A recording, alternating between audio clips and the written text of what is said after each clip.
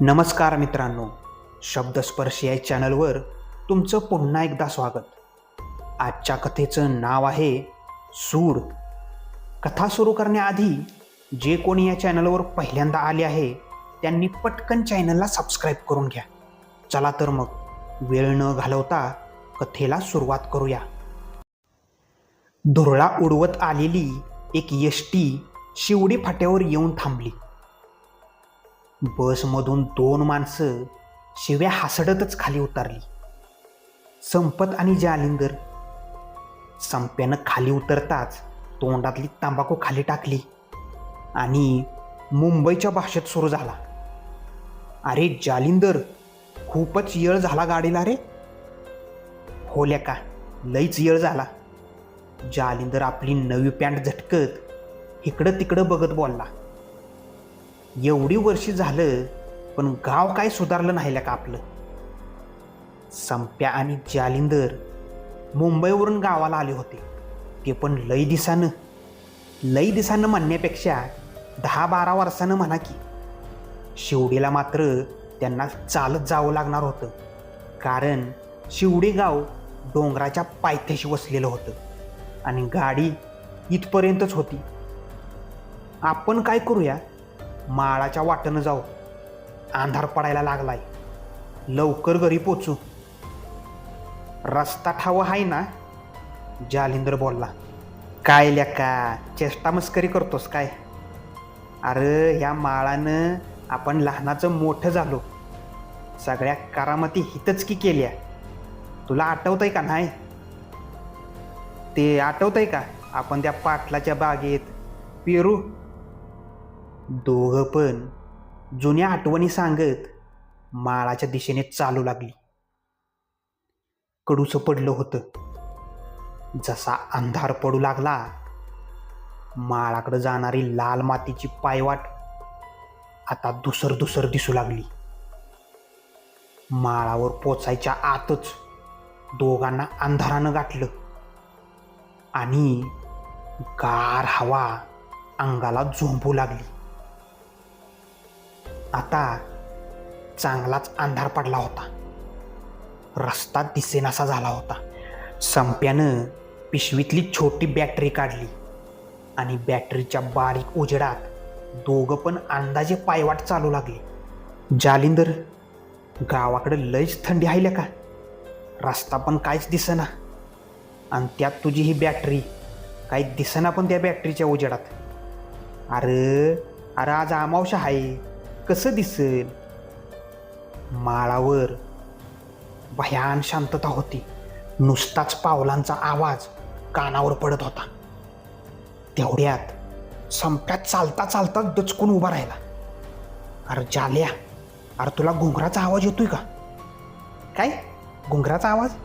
मला तर येत नाही, तुला कुठनं येतोय? तेवढ्यात जास्त जोरात घुंगराचा आवाज येऊ लागला. आता मात्र दोघं पण घाबरली.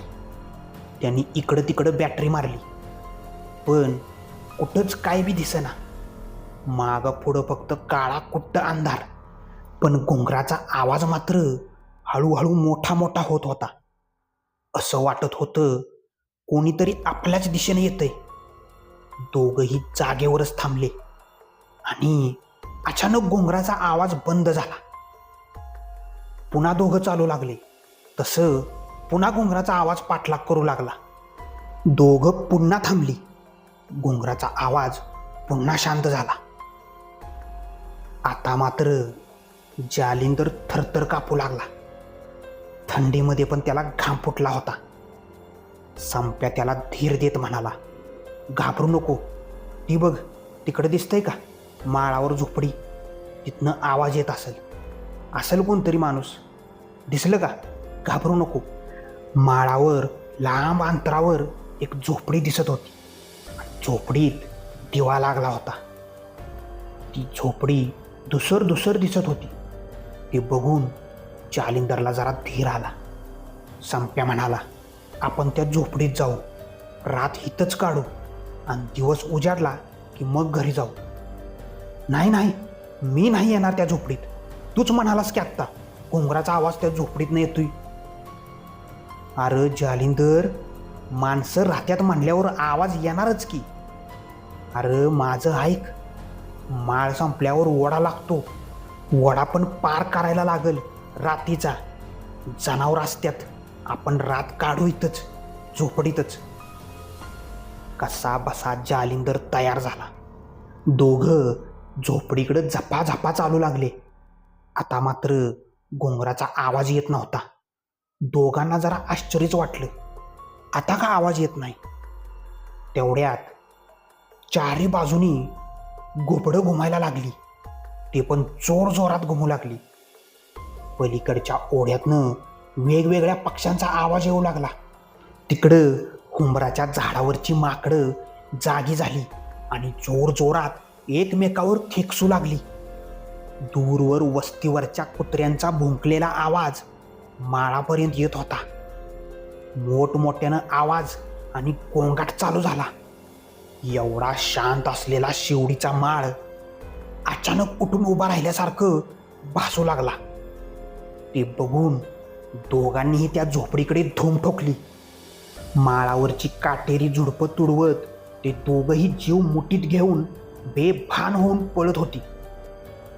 बराच वेळ ती नुसतीच पळत होती, पण समोर दिसणाऱ्या झोपडी आणि त्यांच्यामधलं अंतर काही कमी होत नव्हतं.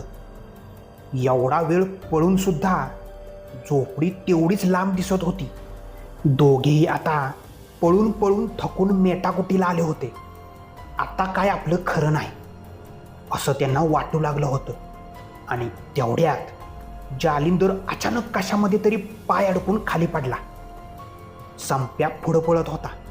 जालिंदर पडला म्हणून तो जागेवरच थांबला आणि मागे वळून त्यांनी बॅटरी मारली.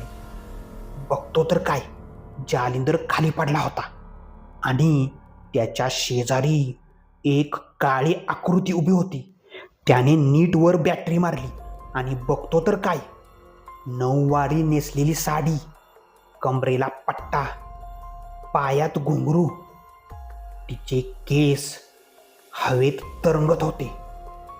लाल भडक डोळे, कपाळावर एक मोठी भेग पडलेली होती आणि त्यातून रक्त वाहत होतं. ती बाई हवेत तरंगत होती आणि जोर जोरात हसत होती, तर मध्येच रडत होती. जालिंदरचा एक पाय तिच्या हातात होता. बघता बघता एका क्षणात ती त्याला घेऊन गेली. संप्यात धीट होता. त्यानं लगेच इकडं तिकडं बॅटरी मारली, पण ती बाई कुठंच दिसत नव्हती. तेवढ्यात त्याने समोरच्या चिंचेच्या झाडावर बॅटरी मारली, तर ती जालिंदरला घेऊन त्या चिंचेच्या झाडावर चढत होती. अख्खं चिंचेचं झाड रक्तानं माखलं होतं. आता मात्र संप्याचं धाडस झालं नाही. संप्या पूर्ण गळाला होता. तो जीव मुठीत घेऊन झोपडीकडे पळाला. झोपडीजवळ जाताच त्यानं जोर जोरात हाका मारायला सुरुवात केली. हाय का कोण? लवकर लवकर दार उघडा. हाय का कोण? झोपडीतनं काहीच उत्तर आलं नाही. संप्यानं परत आवाज दिला. तसं एक म्हातारा आतूनच ओरडला, चोर असाल तर मागं फिरा, नाहीतर बंदुकीनं सगळ्यांचा मुडदा पडल. नाही नाही, मी चोर नाही, मी इथलाच आहे, शिवडीचा. म्हाताऱ्यानं दाराच्या फटीतनं बघितलं आणि दरवाजा उघडला. तसा संप्या बोलला, मला आत घ्या, मला आत घ्या. त्याचा घाबरलेला अवतार बघून म्हाताऱ्यानं त्याला आत घेतलं आणि दरवाजाला कडी लावली.